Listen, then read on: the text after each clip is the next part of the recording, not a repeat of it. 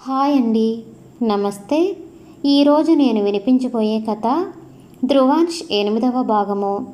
రచన నవ్యారెడ్డి గారు.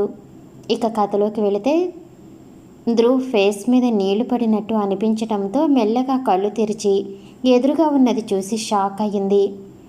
ఎదురుగా ఆన్ష్ ఒంటి మీద షర్ట్ లేకుండా పక్కనే గణేష్ వాటర్ పైప్ పట్టుకుని ఆన్ష్ మీదకి వాటర్ కొడుతుంటే ఆన్ష్ బాడీ మీద ఉన్న నల్ల రంగు అంతా పోయి సూర్యకిరణాలు పడుతూ ఒంటి మీద ఉన్న నీటి బిందువులు ఆ తెల్లటి మేని ఛాయకి మెరుస్తుంటే సిక్స్ ప్యాక్ బాడీతో బాలీవుడ్ హీరోలా ఉన్నాడు ఆన్ష్. మర్చిపోయా, ఆ ఎత్తుపళ్ళు స్పెట్స్ కూడా లేవు. ఆ వాటర్ ఫ్లోకి కొట్టుకుపోయాయి. ధ్రువ్తో పాటు మిగిలిన వాళ్ళు ఆన్ష్ని షాక్ అయ్యి ఆశ్చర్యంతో చూస్తున్నారు. గణేష్ పైప్ కింద పడేసి ఆన్ష్ మీదకి వచ్చే రౌడీలని కొట్టడంలో హెల్ప్ చేస్తున్నాడు. అలా ఇద్దరు సుమారు ఒక 20 మందిని పిచ్చ కొట్టుడు కొట్టేశారు. వీళ్ళు కొట్టే దెబ్బలకి, ముఖ్యంగా ఆన్ష్ దెబ్బలకి భయపడి మిగిలిన వారు బ్రతుకు జీవుడా అనుకుంటూ అక్కడి నుంచి పారిపోయారు.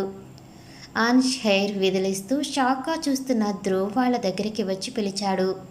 కానీ ఎవ్వరూ పలకట్లేదు. అసలు ఈ లోకంలోనే లేరు ఎవరు. ఆన్ష్ గట్టిగా ధ్రువ్ అని పిలిచేసరికి తేరుకుని నోరు వెళ్ళపెట్టుకుని ఆన్ష్ వైపు చూసింది ధ్రువ్. మిగిలిన వాళ్ళు కూడా షాక్గా చూడటంతో ఆన్ష్ ధ్రువ్ చేతులు పట్టుకుని, సారీ ధ్రువ్, నీకు అబద్ధం చెప్పాను. నిన్ను మోసం చేయాలి అని కాదు. ఫస్ట్ టైం మీ కాలేజ్ యానివర్సరీలో చూశాను నిన్ను. అప్పటి నుంచి నిన్ను ఫాలో అవుతూ ఉండేవాడిని. తర్వాత ఢిల్లీ ట్రాన్స్ఫర్ అయ్యింది నాకు. నిన్ను వదిలి వెళ్ళటం ఇష్టం లేకపోయినా వెళ్ళక తప్పలేదు. కేసు అలాంటిది. ఇక నేను బ్యాంక్ ఎంప్లాయ్ కాదు. ధ్రువాంష్ సిబిఐ. నేను ఒక కేస్ పని మీద రాయ్గఢ్కి వెళుతుంటే అనుకోకుండా స్టేషన్లో నిన్ను చూశాను. ఇంకేం ఆలోచించకుండా నీ ముందు బెర్త్ అతన్ని కన్విన్స్ చేసి నీ ముందుకి వచ్చాను. నిన్ను చూసిన ఎక్సైట్మెంట్లో నా గెటప్ సంగతి మర్చిపోయా. నన్ను చూసి నువ్వు భయపడి అక్కడి నుంచి వెళ్ళిపోయావు. అప్పుడు గుర్తొచ్చింది నా గెటప్. కానీ ఏం చేయను, ఇది సీక్రెట్ మిషన్. అందుకే నేను ఓపెన్ అవ్వలేకపోయా. తర్వాత నువ్వు రూపం కాదు, బిహేవియర్, క్యారెక్టర్ ఇంపార్టెంట్ అని నాతో క్లోజ్గా మాట్లాడుతూ గణేష్ గారికి క్లాస్ పీకినప్పుడే అర్థమయ్యింది నువ్వు నన్ను అర్థం చేసుకుంటావు అని. నేనే టైం చూసి నీకు చెబుదామనుకున్నా. కానీ ఇదిగో ఈ విధవల వల్ల ఇలా ఓపెన్ అవ్వాల్సి వచ్చింది. నిజంగా చెప్తున్నా, నిన్ను మోసం చేయాలి అన్న ఆలోచన కూడా నాకు లేదురా అని మోకాళ్ళ మీద కూర్చుని జేబులో నుంచి ఒక రింగ్ బయటికి తీసి, ఇది నిన్ను చూసిన రోజే తీసుకున్నాను. ఎప్పటికైనా ఇలా నీకు ప్రపోజ్ చేయాలి అని. I love you Dhruvanthi. Will you marry me? I promise. I never ever leave your hand in any situation అని ధ్రువ్ రిప్లై కోసం చూస్తున్నాడు. అప్పుడే ఆన్ష్ వెనుక నుంచి ఒక రౌడీ కత్తి పట్టుకుని ఆన్ష్ని పొడవటానికి వస్తుంటే ధ్రువ్ షాక్ నుంచి తేరుకుని అటు చూసి ఆన్ష్కి చెప్పేలోగా ఆన్ష్ వెనక్కి తిరగకుండానే అలానే మోకాళ్ళ మీద కూర్చుని అట్లీస్ట్ తల కూడా పక్కకి తిప్పకుండా కత్తి పట్టుకున్న వాడి చేతిని వెనక్కి విరిచి మోకాళ్ళ మీద కూర్చున్నవాడు కాస్త ఫాస్ట్గా కింద ఆనించిన లెగ్తో వాడిని ఒక్క తన్ను తన్ని మళ్ళీ అలానే ఇంతకుముందు కూర్చున్నట్టే ధ్రువ్ ముందు రింగ్ పట్టుకుని షర్ట్లెస్గా కూర్చున్నాడు. ఇదంతా వితిన్ సెకండ్స్లో జరిగిపోయింది. అప్పటికే ఆన్ష్ ఒరిజినాలిటీకి ఆశ్చర్యంలో ఉన్నవాళ్ళు ఇప్పుడు ఆన్ష్ స్మార్ట్నెస్, తన స్కిల్స్ చూసి నోర్లు వెళ్ళబెట్టారు. అప్పుడే వెనక నుంచి ఏదో కింద పెద్ద సౌండ్ వినిపించి అటు చూసేసరికి స్నేహ అక్కడే కింద పడింది. పక్కనే ఉన్న అవంతి వెంటనే స్నేహని లేపుతుంటే ధ్రువ్ కూడా ఫాస్ట్గా వెళ్ళి స్నేహని లేపి కుర్చీలో కూర్చోబెట్టారు. రుద్ర, ఆన్ష్లు కూడా అక్కడికి వచ్చి పక్కనే ఉన్న వాటర్ బాటిల్ ఇచ్చారు. అవి స్నేహ ఫేస్ మీద చల్లగానే మెల్లగా కళ్ళు తెరిచిన స్నేహతో ధ్రువ్, ఇప్పుడు ఎలా ఉందే? స్నేహ బానే ఉంది అన్నట్టు తల ఊపి ఆన్ష్ వైపు చూస్తుంది. అది చూసిన ధ్రువ్ పిచ్చిగా నవ్వుతుంది. అక్కడే కింద చెతికిలు పడి మరీ ఫూల్గా నవ్వుతుంది. మిగిలిన వాళ్ళు ఏం అర్థం కాక అలానే ధ్రువ్ వైపు పిచ్చి చూపులు చూస్తుంటే స్నేహ బిక్కమొహం వేసుకుని ఆన్ష్ వైపు చూస్తుంది. ధ్రువ్ అయితే ఫుల్గా నవ్వుతుంది. అవంతి వెళ్ళి ధ్రువుని పట్టుకుని ఏమైంది, ఎందుకు అలా నవ్వుతున్నావు? ధ్రువ్ అవంతిని పట్టుకుని నవ్వుతూనే ఉంది. అవంతి కోపంగా ఏ ఆగు, ఏంటి అలా నవ్వుతున్నావు? చెప్తే మేము కూడా నవ్వుతాముగా, చూడు అందరూ ఎలా చూస్తున్నారో. అవంతి అలా అనటంతో చుట్టూ చూస్తున్న ధ్రువుకి పార్కులో అందరూ తననే చూస్తుండటం చూసి నవ్వు ఆపుకుంటూ ఒక దగ్గర కూర్చుంది. మిగిలిన వాళ్ళు కూడా తన పక్కనే కూర్చున్నారు. ధ్రువ్ ఇంకా నవ్వుతుండటం చూసి రుద్ర చెప్తే మేము కూడా నవ్వుతాముగా. ధ్రువ్ నవ్వు ఆపుకుంటూ అది అని అంశ్ వైపు చూసి ధ్రువ అంటే నువ్వే కదా, మా కాలేజీకి కూడా వచ్చావు ఒకసారి. అంశ్ అలియాస్ ధ్రువ హా అప్పుడే నేను చూశాను.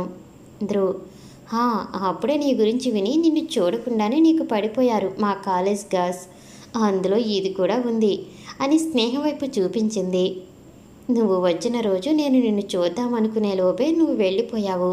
నేను లైట్ తీసుకున్నా, కానీ మా వాళ్ళు మాత్రం నీ గురించి చెప్పని రోజు అంటూ లేదు. ఇది అయితే మరి నేను ఇందాక అన్నానే ఆల్రెడీ నువ్వు ఒకరికి లైన్ వేస్తున్నావు కదే అని, అది ఎవరికో కాదు అని అంశ్ వైపు చూసి నీకే. ఇందాక నిన్ను ఆ గెటప్లో చూసి ఎగతాళి చేసింది, ఇప్పుడు మాట రానట్లేదానికి అని ఫుల్గా నవ్వుతుంది. అందరూ స్నేహ వైపు చూస్తుంటే తను అంశ్ వైపు చూస్తుంది. ధ్రువ్ ఎందుకే అలా చూస్తున్నావు? స్నేహ లేచి అంశ్ దగ్గరికి వెళ్ళి ఐఎమ్ సారీ, నేను ఇందాక అలా మాట్లాడి ఉండాల్సింది కాదు. Ansh it's okay. Sneha shake hand కోసం చెయ్యి ఇచ్చింది. అంశ్ అలాగే చూస్తుంటే నా సారీ యాక్సెప్ట్ చేయట్లేదా? అంశ్ అదేం లేదు అని హ్యాండ్ ముందుకు చాపాడు. స్నేహ అంశ్ చేయి పట్టుకుని తెగ ఊపేస్తూ ఐ లవ్ యూ. అంశ్కి అర్థం కాక సారీ కమ్ అగైన్. స్నేహ అంశ్ చేతిని అలానే దగ్గరికి లాక్కుని అంశ్ని హగ్ చేసుకుని ఐ లవ్ యూ, నేను మిమ్మల్ని ఎప్పటి నుంచో లవ్ చేస్తున్నాను, please accept my love. Ansh ఎంత విడిపించుకుందామన్నా అస్సలు వదలకుండా గట్టిగా పట్టుకుంది స్నేహ. అంశ్ కోపంగా ఒక తోపు తోశాడు స్నేహని. పాప వెనక్కి పడబోతుంటే ధ్రువ్ పట్టుకుని ఆపింది. స్నేహ సరిగ్గా నిల్చుని ధ్రువుని చూసేసరికి లాగిపెట్టి ఒక్కటిచ్చింది స్నేహని ధ్రువ్. ఈ దెబ్బకి పాపకి కళ్ళు బైర్లు కమ్మి కింద పడిపోయింది. ధ్రువ్ స్నేహ ముందు కూర్చుని ఛీ, నీలాంటి దాన్ని ఫ్రెండ్ అని చెప్పుకోవటానికి కూడా నాకు కంపరంగా ఉంది. ఇంకొకసారి నాకు కనిపించావో మర్యాదగా ఉండదు, వెళ్ళు అని పైకి లేచింది. స్నేహ కూడా పైకి లేచి నాకు వెళ్ళమని చెప్పటానికి నువ్వు ఎవరు? నేను తనకి ప్రపోజ్ చేశాను, తను ఒప్పుకుంటాడు అని అంశ్ దగ్గరికి వెళ్ళి తన చెయ్యి పట్టుకోపోయింది. అంశ్ వెనక్కి జరిగాడు. స్నేహ ఏంటి అంశ్, ధ్రువ్ ఏమన్నా అంటుందేమో అని చూస్తున్నావా? పర్లేదు, తను ఇంకా నీకు ఓకే చెప్పలేదు కదా, నో ప్రాబ్లం, నేను ఉన్నా కదా, అన్నిటిలో దానికంటే నేనే బెటర్. నువ్వు నాకు ఓకే చెప్పు, నా ఆస్తి అంతా నీ కాళ్ళ ముందు పెడతాను అని ముందుకు జరిగి అంశ్ చెయ్యి పట్టుకోపోయింది. అంతే, చెల్లున స్నేహ చెంప మీద ఒక్కటి పీకాడు అంశ్. 5 వేళ్ల అచ్చులు పడ్డాయి స్నేహ చెంప మీద. స్నేహ కోపంగా అంశ్ అంతకన్నా కోపంగా గట్టిగా ఏయ్ చుప్, ఇంకొక మాట మాట్లాడితే నాలుగు చీరేస్తా. అసలు నీకు నా ధ్రువుకి కంపారిజన్ ఏంటే? తను దేవత అయితే నువ్వు దెయ్యం. నీకు ఉన్న ఆ ఆస్తిపాస్తులు నా ధ్రువ్ కాలిగోటికి కాదు, ఆ కాలికి ఉన్న మట్టికి కూడా సరిపోవు. చల్ హట్. స్నేహ అక్కడి నుంచి వెళ్తూ వెనక్కి తిరిగి I will see you end. Ansh hey దుబ్బై. స్నేహ వాళ్ళని కోపంగా చూస్తూ అక్కడి నుంచి వెళ్ళింది. తను వెళ్ళగానే అంశ్ ధ్రువ్ దగ్గరికి వెళ్ళి నిల్చున్నాడు. అంశ్ని చూడగానే ధ్రువ్ అటు తిరిగిపోయింది. ఇలా అంశ్ ఎటు వస్తే అటు ఆపోజిట్గా తిరుగుతుంది. అంశ్ ధ్రువుని పట్టుకుని నా మీద కోపంగా ఉందా? ధ్రువ్ మొహం పక్కకి తిప్పేసి నవ్వుకుంటుంది. అంశ్ అది చూసి ఓహో అనుకుని సర్లే, నీకు ఎలాగో నా మీద కోపంగా ఉంది కదా, నేను స్నేహతో మాట్లాడుకుంటానులే అని ఒక్క అడుగు వెనక్కి వేశాడో లేదో ధ్రువ్ వెంటనే అంశ్ని హాక్ చేసుకుంది. అంశ్ కూడా నవ్వి ధ్రువుని హాక్ చేసుకున్నాడు. రుద్ర ఇక్కడ మేము ఉన్నాం అనటంతో అంశ్ ధ్రువ్ దూరం జరుగుతారు. అందరూ అక్కడే కూర్చుని ధ్రువ్ అవును మరి, ఫస్ట్లో గణేష్ అన్నయ్య నిన్ను రైల్వే స్టేషన్లో అలా ఎందుకు అన్నాడు? నిన్ను ఏ అమ్మాయి ఇష్టపడదు అది ఇది అని. అంశ్ ఆహా, అప్పుడు నా గెటప్ అలా ఉంది మరి, అందుకే అలా అన్నాడు. ధ్రువ్ హో అని ఇలా వాళ్ళు మాట్లాడుకుంటున్నారు. అటు కోటలో నల్లటి ఆత్మ తన గదిలో ఉండి ఏవేవో పూజలు చేస్తూ సడన్గా కళ్ళు తెరిచి అక్కడే పక్కన ఉన్న డ్రమ్ని తీసుకొచ్చి తన ముందు ఉన్న అగ్నిగుండంలో గుమ్మరించాడు. ఆ డ్రమ్లో నుంచి కొన్ని వందల గుండెలు ఆ అగ్నిగుండంలో పడ్డాయి. అవి అందులో పడ్డ వెంటనే అప్పటిదాకా మండుతున్న అగ్నిగుండం ఒక్కసారిగా ఒక పొగలాగా పైకి లేచి ఈ నల్లటి ఆత్మని దూరంగా విసిరేసింది. గోడకి తగిలి కింద పడ్డ నల్లటి ఆత్మ పైకి లేచి, ఏమిటి ఇది? మరలా మరలా ఎందులకు ఇలా జరుగుతుంది? లోపం ఎందులో ఉన్నది? నేను మానవుల గుండెని మాత్రమే అర్పించాను. ఆ పొగ, దుష్టుడా, మాకు ఎన్నిసార్లు ఆగ్రహం తెప్పించెదవు? మీకు ఇంకా ఒక పరి మాత్రమే అవకాశం. అది పోయినచో ఇక మీరు అనుకున్నది ఎన్నటికీ నెరవేరదు అని ఆ పొగ మాయమయ్యింది. నల్లటి ఆత్మ, లోపం ఎక్కడ జరిగింది అని అనుకుంటుంటే అదే రూమ్లో ఇంకో గదిలో ఉన్న తెల్లటి ఆత్మ గట్టిగా నవ్వుతుండటంతో నల్లటి ఆత్మ కోపంగా, ఇది నీ పనియేనా? తెల్లటి ఆత్మ, సందేహమా? నల్లటి ఆత్మ కోపంగా అక్కడి నుంచి ఇంకో గదిలోకి వెళ్ళి అందులో ఉన్న ఒక ఖడ్గం తీసుకోబోయింది. తెల్లటి ఆత్మ కత్తిని తీసుకుని అక్కడే ఉన్న ఒక బాడీ దగ్గరికి వెళ్ళి కరెక్ట్గా గుండె మీద పెట్టి పొడవబోయింది. అప్పుడే నల్లటి ఆత్మ తీసుకుందాం అనుకునే ఖడ్గం ఒక రకంగా మెరుస్తూ అగ్నిలాగా మండుతుండటంతో వెంటనే నల్లటి ఆత్మ గట్టిగా, నేను ముట్టుకోను, నీవు ఏమీ చేయకు అని అక్కడి నుంచి వెళ్ళింది. తెల్లటి ఆత్మ కూడా కత్తిని అక్కడే పారేసి వెనక్కి వచ్చి కూర్చుంది. ఫస్ట్ పార్ట్లో ధ్రువ అంటే ధ్రువ అని అనుకున్నారు కదా, అంటే అలా అనుకునేలా చేశారు రచయిత్రి గారు. కానీ ధ్రువ్ సిబిఐ కాదు, తను ఆర్కియాలజీ డిపార్ట్మెంట్నే.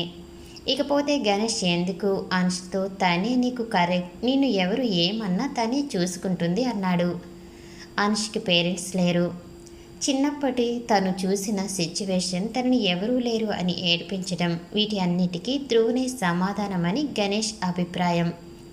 అక్కడ ఆడపిల్ల అని ఎందుకు అన్నాడు అంటే, వాళ్ళు ఇచ్చే కేసులో మెయిన్ విట్నెస్, వాళ్ళ దగ్గర ఉన్న సాక్ష్యం ఒక అమ్మాయి. ఇలా అమ్మాయి పర్సనల్ అంటే ఇంకో లేడీ ఆఫీసర్ని అపాయింట్ చేయొచ్చుగా అని తన అభిప్రాయం.